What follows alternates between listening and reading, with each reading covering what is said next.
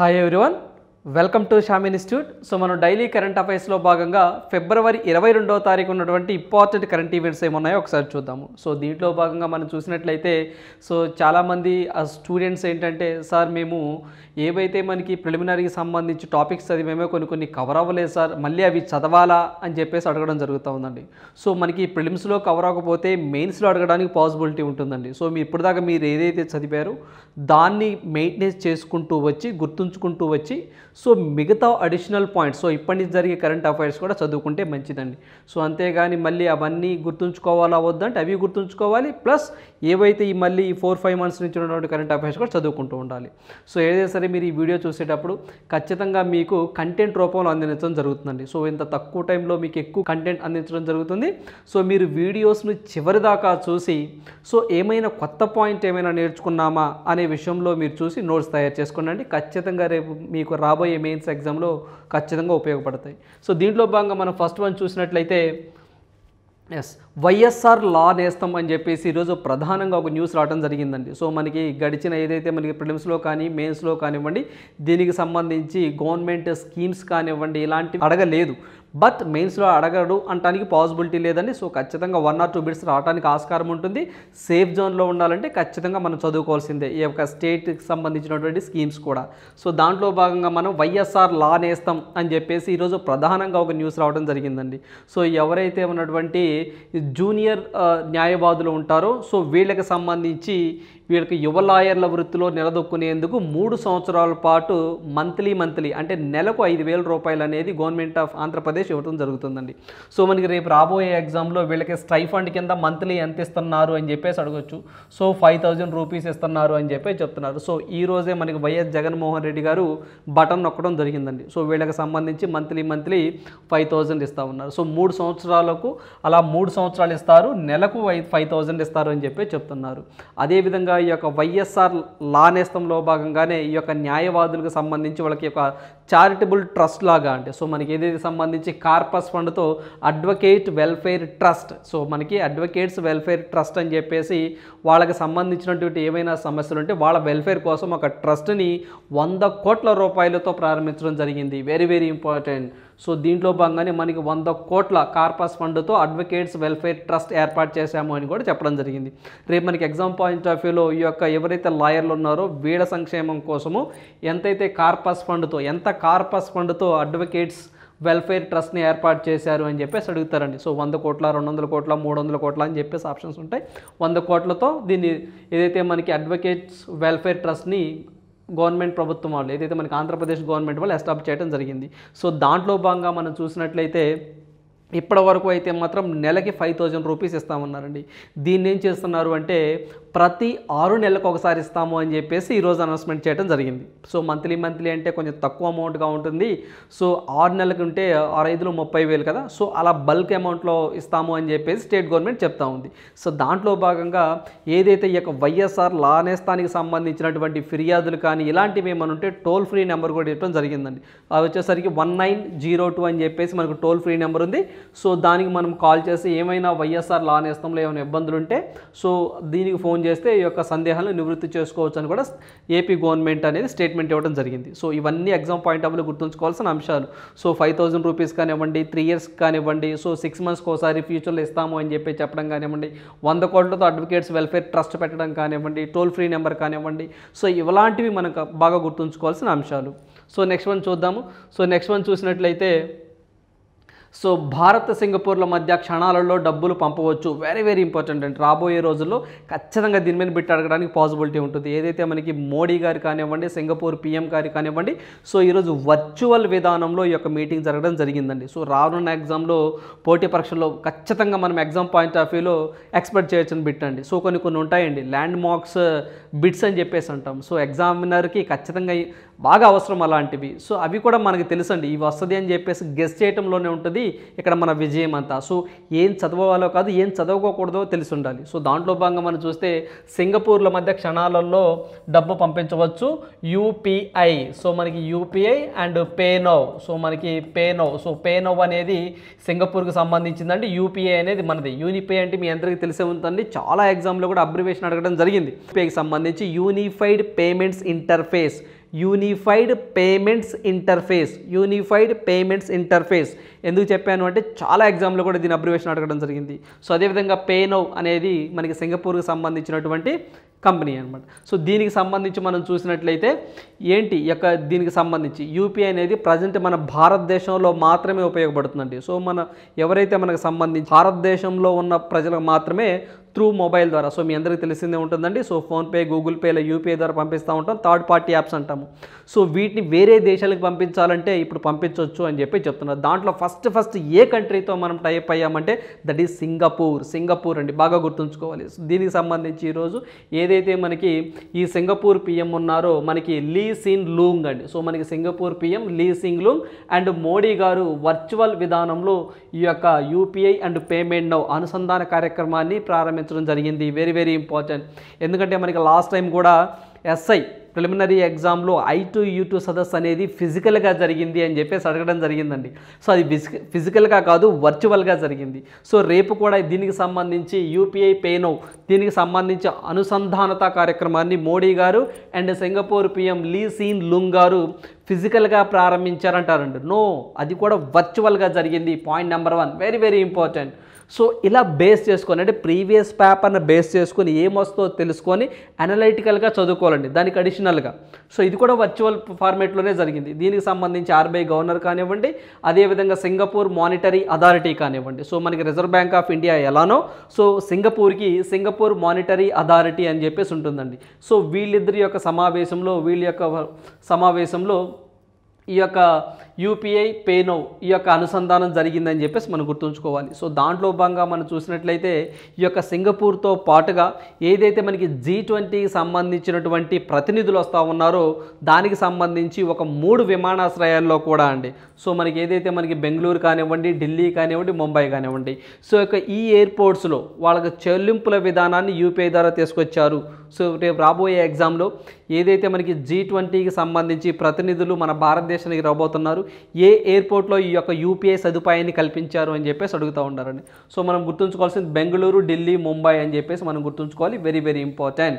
So ఇక్కడ మెయిన్గా మనం సింగపూర్ అని చెప్పేసి గుర్తుంచుకోవాలి.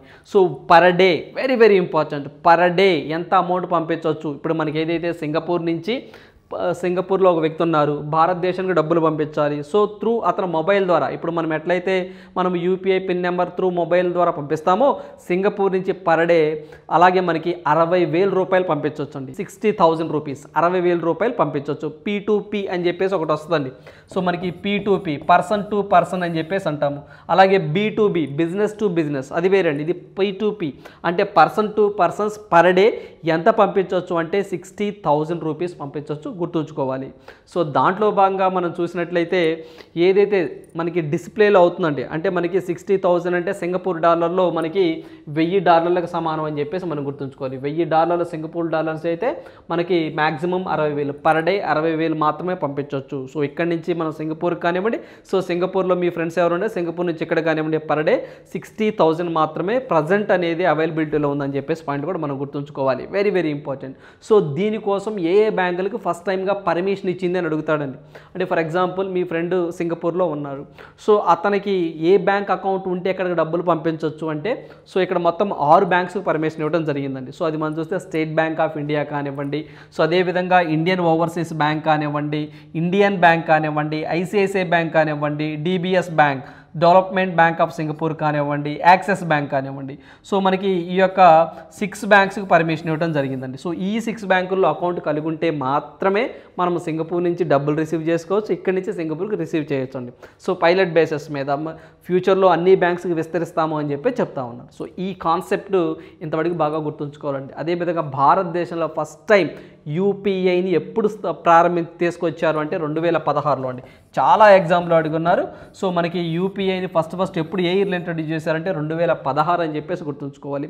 సో దీనికి బ్యాక్ బోన్గా ఎవరు ఉంటారంటే national payments corporation of India అని చెప్పేసి ఉంటారండి. So national payments corporation of India అనే వాళ్ళు ఈ యొక్క యూపీఐకి బ్యాక్ బోన్గా ఉంటారు, వాళ్ళే ప్రొవైడ్ చేస్తారు, గుర్తుంచుకోవాలి. Very very important. ఈ యూపీఐని ఎవరు రెగ్యులేట్ చేస్తారు అంటే national payments corporation of India అనే పాయింట్ కూడా మనం గుర్తుంచుకోవాలి.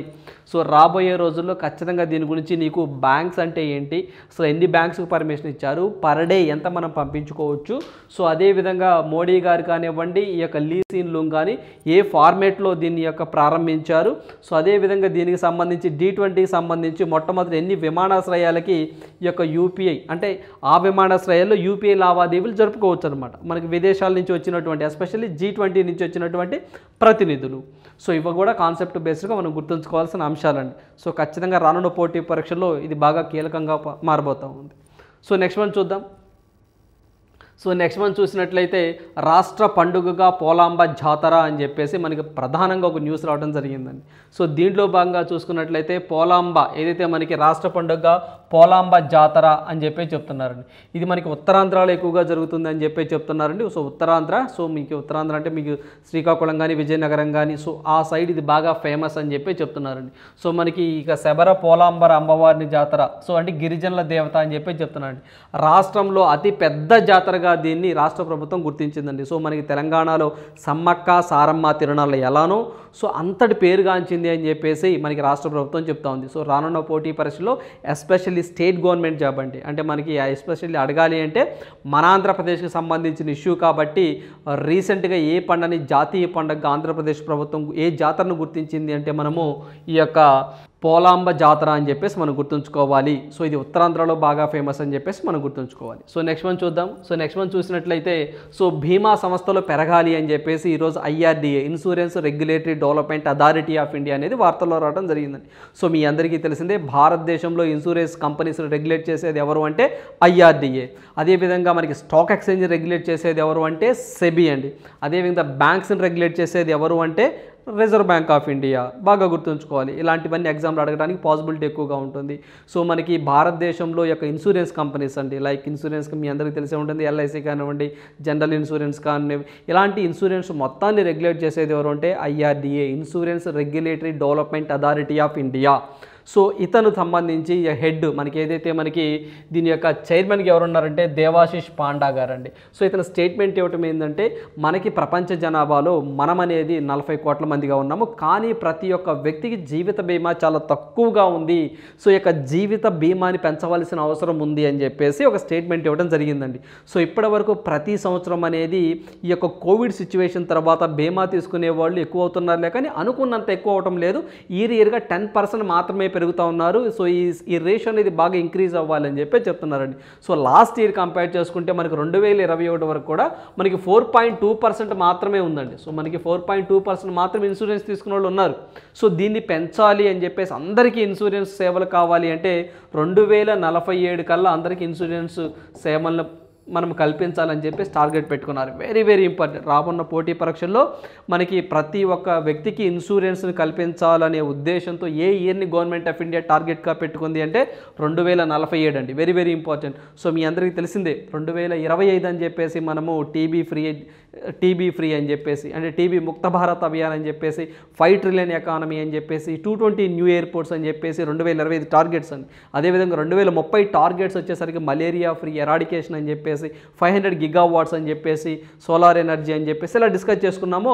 ఖచ్చితంగా 2047 ఏంటి అంటే ప్రతి ఒక్క వ్యక్తికి జీవిత బీమాని కల్పించాలి అని చెప్పేసి టార్గెట్ ఉంది. ఈ ఇయర్ అనేది వెరీ వెరీ ఇంపార్టెంట్ రానున్న పోటీ పరీక్షల్లో, వెరీ వెరీ ఇంపార్టెంట్. సో అదేవిధంగా IRDA చైర్మన్ ఎవరు అంటే దేవాశిష్ పాండా గారు అని చెప్పేసి మనం గుర్తుంచుకోవాలండి. సో ఇప్పటి వరకు మనకి ప్రజెంట్ భారతదేశంలో 70 కంపెనీలు మాత్రమే ఉన్నాయి. వీటి సంఖ్యను పెంచాలి అని చెప్పేసి కూడా ఏం చెప్తూ ఉన్నారు, గుర్తుంచుకోవాలి. సో అదేవిధంగా మనం IRDA అన్నాం కాబట్టి IRDA యాక్ట్ ఎప్పుడు వచ్చిందంటే 1999లో రావడం జరిగిందండి. సో మనకి IRDA హెడ్ క్వార్టర్ ఎక్కడ అంటే మనము హైదరాబాద్ అని చెప్పేసి గుర్తుంచుకోవాలి. ఎట్ ద ఇన్సెప్షన్ అంటే ఫస్ట్లో మనకి IRDA హెడ్ క్వార్టర్ అనేది ఢిల్లీలో ఉన్నది. సో అది 2001లో మనకి హైదరాబాద్కి షిఫ్ట్ అవ్వడం జరిగింది. Very very important. రానున్న పోటీ పరీక్షలు చాలా సందర్భాల్లో అడిగిన ఉన్నాయండి. సో మనకి IRDAకి ప్రీవియస్ హెడ్ క్వార్టర్ ఎక్కడ ఉండేది అని అడిగారు. సో అదేవిధంగా ఢిల్లీ అని చెప్పేసి. సో ఢిల్లీ నుంచి హైదరాబాద్కి ఎప్పుడు షిఫ్ట్ చేశారు అంటే మనకి 2001లో షిఫ్ట్ చేయడం జరిగింది. గుర్తుంచుకోవాలండి 2001లో ఢిల్లీ నుంచి హైదరాబాద్కి ఈ యొక్క IRDA ప్రధాన కేంద్రాలయం అనేది షిఫ్ట్ చేయడం జరిగింది అనే పాయింట్ మనం గుర్తుంచుకోవాలి. Very very important. సో అదేవిధంగా ఈ యొక్క ఐఆర్డీఏకి సంబంధించి మనము ఇంకా ఏమైనా అంటే వార్తల్లో ఉంటే ఖచ్చితంగా చదువుకోవాలండి. Insurance it is a statutory body, very very important. IRD is a statutory body. So next one చూద్దాం. సో నెక్స్ట్ వన్ చూసినట్లయితే పోలీస్ డ్యూటీ మీట్లో రాష్ట్రానికి 3వ స్థానం అని చెప్పేసి ప్రధానంగా ఒక న్యూస్ రావడం జరిగిందండి. సో మనకి ఏదైతే మన రాష్ట్ర పోలీస్ శాఖ 6 పతాకాలతో దేశంలో 3వ స్థానంలో నిలిచింది అని చెప్పి చెప్పడం జరిగింది. సో మనకి ఆల్ ఇండియా పోలీస్ మీట్ అని చెప్పేసి మనకి మధ్యప్రదేశ్ భోపాల్లో జరిగిందండి. ఇది 66వ ఎడిషన్. ఇలా జరగడం మధ్యప్రదేశ్ భోపాల్లో జరగడం జరిగింది. ఇది 66వ ఎడిషన్ అని చెప్పేసి మనం గుర్తుంచుకోవాలి. సో దీంట్లో భాగంగా డిఫరెంట్ స్టేట్స్ నుంచి పోలీసులకు సంబంధించి విభాగాలన్నీ అక్కడికి అటెండ్ అవుతూ ఉంటాయి. సో ఇది ఒక నక్సలిజం మీద కానివ్వండి, ఉగ్రవాదం మీద కానివ్వండి, సో సైబర్ సెక్యూరిటీ క్రైమ్స్ గురించి కానివ్వండి ఇక్కడ డిస్కస్ చేస్తూ ఉంటారు. సో వాళ్ళకే కొన్ని పోటీలు కూడా కండక్ట్ చేస్తూ ఉంటారండి. సో దాంట్లో భాగంగా మన ఆంధ్రప్రదేశ్ పోలీసు వాళ్ళకి 6 పతాకాలు వచ్చినాయని చెప్పేసి దేశంలో 3వ స్థానంలో నిలిచిందని చెప్పేసి ఓవరాల్గా చెప్పడం జరిగింది. సో అదేవిధంగా డిఫరెంట్ కేటగిరీస్ అండి. జనరల్గా ఇది ఈ ఫిబ్రవరి 13 నుంచి 17 దాకా భోపాల్ మధ్యప్రదేశ్లో జరిగిందండి. సో మధ్యప్రదేశ్ భోపాల్లో జరగడం జరిగింది. సో అదేవిధంగా ఈ యొక్క సైంటిఫిక్ ఇన్వెస్టిగేషన్ కానివ్వండి, పోలీస్ ఫోటోగ్రఫీ కానివ్వండి, కంప్యూటర్ అవేర్నెస్ కానివ్వండి, డాగ్ స్క్వాడ్స్ కానివ్వండి, ఇలా డిఫరెంట్ కేటగిరీస్లో వీళ్ళకి పోటీలు పెడుతూ ఉంటారండి. సో ఆయా రాష్ట్రాలు బాగా పర్ఫామ్ ఎలా చేసినా ఈ ఫీడ్బ్యాక్స్ ఇవన్నీ తీసుకొని ర్యాంక్స్ ఇస్తూ ఉంటారు. సో అట్లా భారతదేశంలో మనకి మన ఆంధ్రప్రదేశ్ అండి సో 3వ స్థానంలో ఉందని చెప్తున్నారు. సో ఓవరాల్గా అయితే ఏ స్టేట్ పోలీస్ అంటే తమిళనాడు పోలీస్ అని చెప్పేసి మనం గుర్తుంచుకోవాలండి. ఓవరాల్గా తమిళనాడు. సో మనకి తమిళనాడు పోలీస్ వాళ్ళు ఈ యొక్క పోలీస్ డ్యూటీ మీట్లో మొదటి స్థానంలో ఉన్నారని చెప్పేసి గుర్తుంచుకోండి. సో మిగతావి ఏంటంటే డిఫరెంట్ కేటగిరీలో మనకి మహారాష్ట్ర దీంట్లో ఫస్ట్ ఉంది. సో అదేవిధంగా ఆంధ్రప్రదేశ్ దీంట్లో ఫస్ట్ ఉందని డిఫరెంట్ కేటగిరీలో ఉన్నాయి. ఎస్పెషల్లీగా ఆంధ్రప్రదేశ్ గుర్తుంచుకోండి. దాంతోపాటుగా దేశంలో ఏ రాష్ట్రం ఫస్ట్ ఉందంటే ఓవరాల్గా తమిళనాడు ఉంది అని చెప్పేసి గుర్తుంచుకోండి. ఇట్ ఈజ్ ఎనఫ్ సరిపోతుంది. సో నెక్స్ట్ వన్ చూద్దాం. సో నెక్స్ట్ వన్ చూసినట్లయితే టాటా ఉమెన్స్ ఏది ప్రీమియర్ లీగ్. సో మనకి women's premier league T20 match అనేది రేపు మార్చిలో జరగబోతా ఉందండి. దీనికి సంబంధించి స్పాన్సర్షిప్ అంటే టైటిల్ని ఎవరు బిడ్ చేశారు అంటే టాటా గ్రూప్ వారు బిడ్ చేశారని చెప్పేసి మనం గుర్తుంచుకోవాలి. సో ఖచ్చితంగా దీనికి సంబంధించి వీళ్ళ యొక్క స్పాన్సర్షిప్ రైట్స్ అనేది 2023 నుంచి 2027 వరకు వీళ్ళ యొక్క స్పాన్సర్షిప్ టైటిల్స్గా ఉంటాము అని చెప్పి చెప్తా ఉన్నారు. సో దీంట్లో భాగంగా మనం చూసినట్లయితే వీళ్ళు 2 ఇయర్స్కి గానండి సో 2 ఇయర్స్ కానీ 600 కోట్లతో బిడ్ అయ్యారని చెప్పి చెప్తా ఉన్నారండి. సో దీనికి సంబంధించి మనం చూస్తే మనకి ఇది ఫస్ట్ సెషన్గా ప్రారంభమవుతూ ఉంటుంది. సో దీనికోసం దగ్గర మనకు 5 టీమ్స్ అనేవి పార్టిసిపేట్ చేస్తూ ఉన్నాయండి. సో పార్టిసిపేట్ చేస్తున్నాయి. సో బెంగళూరు దీనికి సంబంధించి ఇక బెంగళూరు టీంకి మనకి సానియా మీర్జా గారు మెంటార్గా ఉన్నారని చెప్పేసి కూడా మన ప్రీవియస్ వీడియోలో డిస్కస్ చేసుకోవడం జరిగింది. సో ఇక్కడ మనం బాగా గుర్తుంచుకోవాల్సింది మనకి ఏదైతే ఉమెన్స్ ప్రీమియర్ లీగ్ సో దీనికి ఈ యొక్క స్పాన్సర్షిప్ టైటిల్ను ఏ కంపెనీ ఉంది అని చెప్పేసి గుర్తుంచుకోవాలి. దట్ ఈస్ టాటా అని చెప్పేసి గుర్తుంచుకుంటే సరిపోతుంది. సో నెక్స్ట్ వన్ చూద్దాము. సో నెక్స్ట్ వన్ చూసినట్లయితే వెరీ ఇంపార్టెంట్. రానున్న పోటీ పరీక్షల్లో ఖచ్చితంగా దీని గురించి మనం బిట్ ఎక్స్పెక్ట్ చేయొచ్చండి. ఏదైతే మహారాష్ట్ర ముఖ్యమంత్రి ఏక్నాథ్ షిండే ప్రభుత్వం ఉంటుందో ఒక తీర్మానాన్ని ఆమోదించిందండి. ఏంటి ఆ తీర్మానం అంటే మనకి ఏదైతే ముంబైలోని చర్చ్ గేట్ రైల్వే స్టేషన్ను సిడి దేశ్ముఖ్ రైల్వే స్టేషన్గా మార్చాలని నిర్ణయించారండి. So very important. ఏదైతే మనకి చర్చ్ గేట్ రైల్వే స్టేషన్ ముంబైలో ఉంటుందో ఈ యొక్క రైల్వే స్టేషన్ పేరు ఏ విధంగా మార్చాలి అంటే C D Deshmukh railway station. So very important. So మనకి రానున్న పోటీ పరీక్షలో ఖచ్చితంగా దీని గురించి పెట్టి అడగచ్చు. సిడి దేశ్ముఖ్ రైల్వే స్టేషన్గా మార్చబోతున్నారు అని చెప్పేసి మనం గుర్తుంచుకోవాలండి. సో అదేవిధంగా సిడి దేశ్ముఖ్ భారత రిజర్వ్ బ్యాంక్ ఆఫ్ ఇండియా యొక్క మొట్టమొదటి భారతీయ గవర్నర్గా మొత్తంగా 3వ గవర్నర్గా చెప్తా ఉన్నారు. సో మొట్టమొదటి భారతీయ గవర్నర్ అయితే మొట్టమొదటి భారతీయుడైతే మాత్రం గవర్నర్ అండి. సో ఓవరాల్గా అయితే మనము ఆస్బార్న్ స్మిత్ అని చెప్పేసి మనకి ఇండిపెండెన్స్ రాకముందు ఫస్ట్ ఆయనండి. మనకి ఆస్బార్న్ స్మిత్ అని చెప్పేసి ఫస్ట్ ఆయన. సో నెక్స్ట్ వచ్చేసరికి మన భారతీయుడైతే మాత్రము సిడి దేశ్ముఖ్ అని చెప్పేసి మనం గుర్తుంచుకోవాలి. సో రానున్న పోటీ పరీక్షల్లో ఏమైనా రైల్వే స్టేషన్లకు పేర్లు మార్చినా సరే ఏదైనా స్ట్రీట్ నేమ్స్కి పేరు మార్చినా సరే ఇవి కూడా మనం ఎగ్జామ్ పాయింట్ ఆఫ్ వ్యూలో చదువుకోవాల్సిన అంశాలు. సో నెక్స్ట్ మనం చూద్దాము. సో మనకి వెరీ ఇంపార్టెంట్ సానియా మీర్జా గారు అండి. సో ఈమె రిటైర్మెంట్ ప్రకటించడం జరిగింది. సో దీనికి సంబంధించి ఈమెకు సంబంధించి ఇంపార్టెంట్ కొన్ని పాయింట్స్ అనేవి మనం ఇక్కడ డిస్కస్ చేద్దాము. సో ఈమె ఆస్ట్రేలియన్ ఓపెన్తోనే మనకి కథ ముగిసింది అని చెప్పేసి కూడా మనకు వార్తలు వచ్చినాయి. బట్ లాస్ట్ మ్యాచ్గా మనకి ఇదొక దుబాయ్ ఓపెన్ను ఈమె ఓడిపోవడం జరిగిందండి. సో లాస్ట్ మ్యాచ్ ఏదైనా అడగవచ్చు దుబాయ్. సో సానియా మీర్జా గురించి తెలియని వాళ్ళు ఎవరు ఉండరండి. కానీ ఎగ్జామ్ పాయింట్ ఆఫ్ వ్యూలో కొన్ని మెయిన్ ఇంపార్టెంట్ పాయింట్స్ ఉన్నాయండి. సో ఇలాంటి వ్యక్తి ఎప్పుడైనా సరే రిటైర్మెంట్ ప్రకటిస్తే ఆమె గురించి క్రింది వాటిలో సరికానిదేది సరి అయినదేది, లేకపోతే రీసెంట్గా సానియా మీర్జా గారు రిటైర్మెంట్ ప్రకటించారు కదా, ఆమెకి ఖేల్ రత్న అవార్డు ఏ ఇయర్లో వచ్చింది, లేకపోతే పద్మభూషణ్ అవార్డు ఎప్పుడు వచ్చింది, పద్మశ్రీ ఎప్పుడు వచ్చింది, సో మొత్తం ఎన్ని గ్రాండ్ స్లామ్స్ విన్ అయింది అని చెప్పేసి కూడా ఎగ్జామ్లో అడగడానికి పాసిబిలిటీ ఎక్కువగా ఉంటుంది. సో దాంట్లో మనం చూసినట్లయితే సో ఇక్కడ మీకు మ్యాక్సిమం ఇవ్వడానికి ప్రయత్నం చేస్తున్నామండి. సో ఏమైనా అంటే మనం జనరల్గా మనకి 1-2 పాయింట్స్ ఏమైనా ఉంటే ఖచ్చితంగా మీకు పీడిఎఫ్ రూపంలో ఇవ్వడం జరుగుతుందండి. సో మ్యాక్సిమం ఇంపార్టెంట్ పాయింట్స్ మాత్రమే ఇక్కడ నేను కవర్ చేయడం జరుగుతుంది. సో దీంట్లో మనం చూస్తే 20 ఏళ్ల కెరీర్లో సానియా 6 గ్రాండ్ స్లామ్స్ టైటిల్ కలిసి మొత్తము 43 WTA టైటిల్ సాధించింది. మనకి గ్రాండ్ స్లామ్స్ వచ్చేసరికి టైటిల్స్ అండి. సో ఇవి వచ్చేసరికి 6 విన్ అయింది, మొత్తంగా 43 టైటిల్స్ సాధించింది అని చెప్పేసి గుర్తుంచుకోవాలి. దాంతోపాటుగా ఆమెకి ఖేల్ రత్న అవార్డు కానివ్వండి, పద్మశ్రీ అవార్డు కానివ్వండి, పద్మభూషణ్ కానివ్వండి, ఇలాంటి అవార్డ్స్ కూడా వచ్చినాయి, పద్మశ్రీ కానివ్వండి, ఇలాంటి అవార్డ్స్ వచ్చినాయి. సో ఏ ఇయర్లో వచ్చినాయి అని చెప్పేసి కూడా ఎగ్జామ్లో అడగడానికి పాసిబిలిటీ ఉంటుంది. ఇక్కడ మనం చూస్తే ఖేల్ రత్న అండి. సో మీ అందరికీ తెలిసిందే ఖేల్ రత్న పేరు మార్చారని చెప్పేసి మేజర్ ధ్యాన్ చంద్ ఖేల్ రత్న అవార్డ్స్ అండి. సో ఈ యొక్క ఖేల్ రత్న అవార్డు ఆమెకి ఎప్పుడు వచ్చింది అంటే మనకి 2015లో రావడం జరిగింది, బాగా గుర్తుంచుకోవాలి. అదేవిధంగా అర్జున అవార్డు అండి, మనకి స్పోర్ట్స్లో ఇచ్చే second highest award Arjuna award. So స్పోర్ట్స్లో ఇచ్చే హయ్యెస్ట్ అవార్డు ఏంటి అంటే ఇదేనండి, major Dhyan Chand Khel Ratna award, 25 lakhs cash prize కూడాను. సో ఇది హయ్యెస్ట్ అవార్డు స్పోర్ట్స్లో ఇచ్చే. సెకండ్ హయ్యెస్ట్ అవార్డు స్పోర్ట్స్లో అర్జున అవార్డు. సో ఈ అర్జున అవార్డు కూడా ఈమెకి రావడం జరిగింది 2004లో రావడం జరిగిందండి, 2004లో రావడం జరిగింది. అదేవిధంగా పద్మ అవార్డ్స్లో అండి, సో మనకి పద్మ విభూషణ్, పద్మభూషణ్, పద్మశ్రీ అని చెప్పేసి 3 ఉంటాయి. దాంట్లో కూడా ఈమెకి పద్మభూషణ్ అవార్డు అండి, మనకి ఈమెకి పద్మభూషణ్ అవార్డు అనేది 2016లో రావడం జరిగిందండి. అదేవిధంగా ఈమెకి పద్మశ్రీ అవార్డు 2006లో రావడం జరిగింది, బాగా గుర్తుంచుకోవాలి. అదేవిధంగా ఈమెకి ఎన్ఆర్ఐ ఇయర్ అవార్డు అని చెప్పేసి ఒకటి వచ్చిందండి. సో మనకి NRI of the year award అని చెప్పేసి ఈమెకి 2016లో రావడం జరిగిందండి. సో మనకి 2016లో రావడం జరిగింది. సో ఇవి కూడా ఎగ్జామ్ పాయింట్ ఆఫ్ వ్యూ గుర్తుంచుకోవాలండి ఖచ్చితంగా. ఈమెకి ఖేల్ రత్న ఎప్పుడు వచ్చింది, 2015లో వచ్చింది. అర్జున అవార్డు ఎప్పుడు వచ్చింది, 2004లో వచ్చింది. పద్మభూషణ్ ఎప్పుడు వచ్చింది, 2016లో వచ్చింది. పద్మశ్రీ ఎప్పుడు వచ్చింది, 2006లో వచ్చింది. NRI year of the award ఎప్పుడు వచ్చింది, 2016లో వచ్చింది. సో రేపు ఎగ్జామ్ పాయింట్ ఆఫ్ వ్యూలో ఈ క్రింది వాటిలో సానియా మీర్జాకు రాని అవార్డు ఏంటి అని చెప్పేసి అడగొచ్చండి, అలా కూడా అడగవచ్చు. సో నీకు ఈమె గురించి ఓవరాల్గా నీకు ఒక 15-20 పాయింట్లు తెలుసుంటే ఎగ్జామినర్ ఎలా అడిగినా మనం బిట్టు పెట్టగలుగుతాం. సో అందుకనే మీరు ఖచ్చితంగా చివరి దాకా వీడియోని వాచ్ చేయండి అని చెప్పి చెప్పడం జరిగిందండి. సో మీకు తెలియని పాయింట్ ఏమైనా ఉంటే ఖచ్చితంగా నోట్స్ చేసుకోండి, ఖచ్చితంగా మెయిన్స్ పాయింట్ ఆఫ్ వ్యూలో మీకు ఉపయోగపడుతుంది. 1-3 సార్లు చెప్పడం జరుగుతుందండి.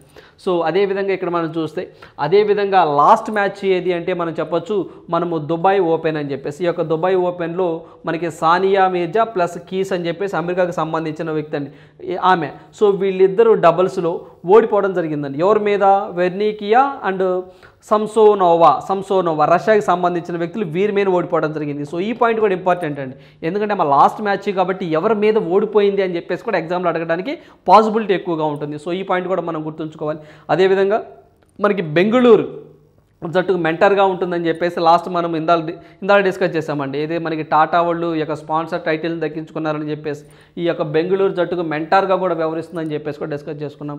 అదే ఆమె ఇది మనకి బయోగ్రఫీ అండి, ఆమె రచించిన బుక్ ఒకటి ఉందండి, యాస్ అగెనెస్ట్ ఆడ్స్. సో మనకి యాస్ అగెనెస్ట్ ఆడ్స్ అని చెప్పేసి ఒక బుక్ ఉందండి. సో మన ప్రీవియస్ వీడియోలో కూడా డిస్కస్ చేసుకున్నాం సండి, యాస్ అగెనెస్ట్ ఆడ్స్ అని చెప్పేసి ఆమె బుక్ కూడా ఉందనే పాయింట్ మనం గుర్తుంచుకోవాలి.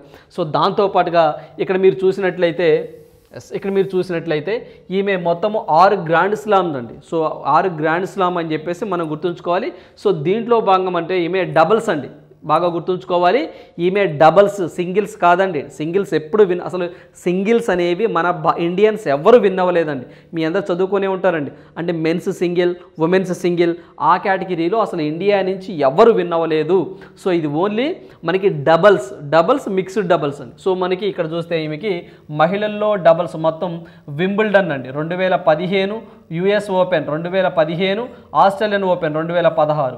సో ఇవన్నీ కూడా మార్టినా హిగ్స్తో ఈమె విన్ అయింది. వెరీ వెరీ ఇంపార్టెంట్ ఈ పాయింట్. ఆమె ఎవరితో విన్ అయింది కూడా నీకు బాగా కష్టంగా అడగాలి అంటే ఈమెతో విన్ అయిందని చెప్పేసి 2015లో ఆమె వింబుల్డన్. సో అదేవిధంగా యుఎస్ ఓపెన్, అదేవిధంగా ఆస్ట్రేలియన్ ఓపెన్ 2016 అని చెప్పేసి గుర్తుంచుకోవాలి.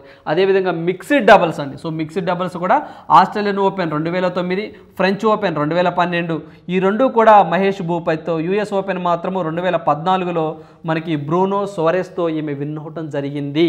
సో ఈ పాయింట్ వెరీ వెరీ ఇంపార్టెంట్ అండి. సో మొత్తం గ్రాండ్ స్లమ్స్ ఎన్ని అని చెప్పేసి, సో అదేవిధంగా మిక్స్డ్ డబుల్స్ ఎన్ని, ఈ యొక్క డబుల్స్ ఎన్ని అని చెప్పేసి కూడా అడగడానికి పాసిబిలిటీ ఎక్కువగా ఉంది. గుర్తుంచుకోవాలండి. ఇదండి సానియా మిర్జాకి సంబంధించి. సో ఇంకా 1 or 2 పాయింట్స్ ఏమైనా ఉంటే ఖచ్చితంగా మీకు పీడిఎఫ్ రూపంలో అందించడం జరుగుతుంది. సో నెక్స్ట్ వన్ చూద్దాం. సో నెక్స్ట్ వన్ చూసినట్లయితే union minister for the road transport and highways Nitin Gadkari lays foundation stone of the world's largest and unique దివ్యాంగ పార్క్, అనుభూతి inclusive park in Nagpur, Maharashtra. So మనకి ప్రపంచంలో మొట్టమొదటి వికలాంగుల పార్క్ ఎక్కడ ప్రారంభించారు అంటే మనకి నాగపూర్, మహారాష్ట్రలో అని చెప్పేసి గుర్తుంచుకోవాలి. దీన్ని ప్రారంభించింది ఎవరు అంటే మనకి నితిన్ గడ్కరీ గారు అని చెప్పేసి మనం గుర్తుంచుకోవాలండి.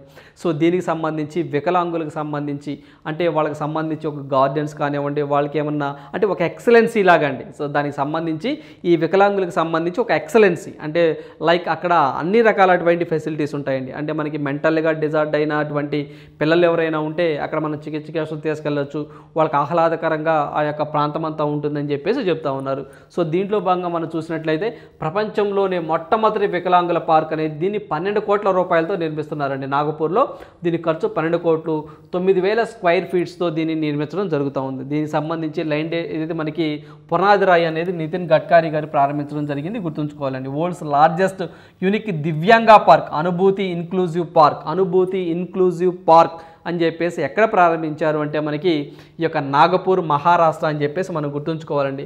అక్కడే మనకి రకరకాల స్మెల్ అండ్ గార్డెన్ అని చెప్పేసి, సో అదేవిధంగా టచ్ అండ్ స్మెల్ గార్డెన్ అండి. సో మనకి టచ్ అండ్ స్మెల్ గార్డెన్ కానివ్వండి, అంటే మనకి కొంతమంది ఎవరైతే అందులో ఉంటారో సో వాళ్ళకి సంబంధించి జస్ట్ ఆ స్మెల్ చూడగానే అది ఏ పుష్పము ఎలాంటి అని చెప్పేసి ఇలాంటివి కానీ, వాళ్ళకి ఏదైనా మెంటల్గా డిజార్డర్ కలిగి ఉన్న పిల్లలు కానివ్వండి వాళ్ళకి స్పెషల్గా రూమ్లు ఇవ్వటం కానీ ఇలాంటివి రకరకాల కార్యక్రమాలన్నీ ఇక్కడ చేస్తూ ఉంటారండి. సో ఎగ్జామ్ పాయింట్ ఆఫ్ గుర్తుంచుకోవాల్సింది ఎక్కడ అని చెప్పేసి అడుగుతారు, నాగపూర్, మహారాష్ట్ర.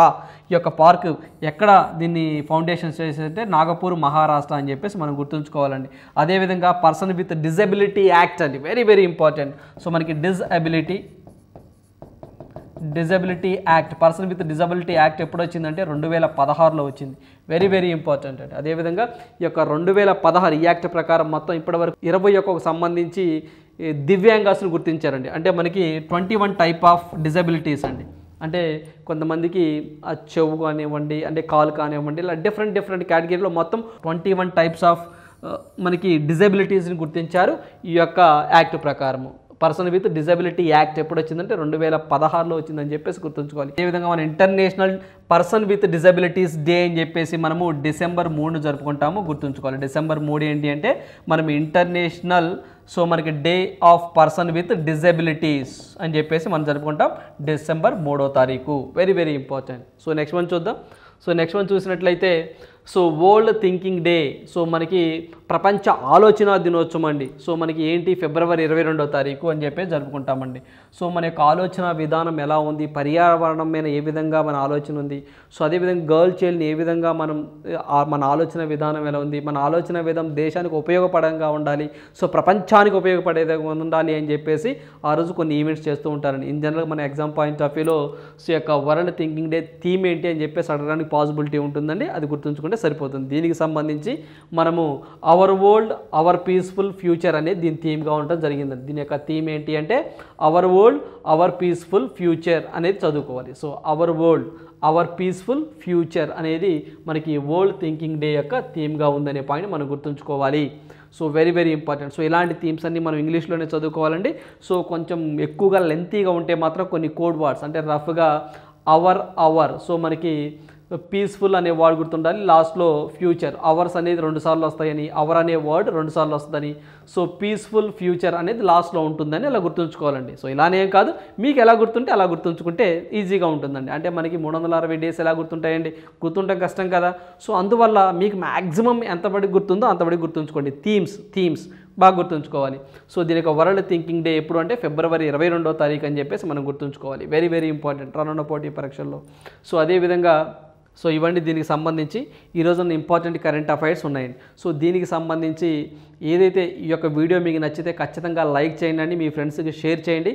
ఖచ్చితంగా మీకు మెయిన్స్ పాయింట్ ఆఫ్ వ్యూలో ఉపయోగపడే కంటెంట్ని ఇంకా మేము మీకు అందించడం జరుగుతుంది. So thank you, all the best.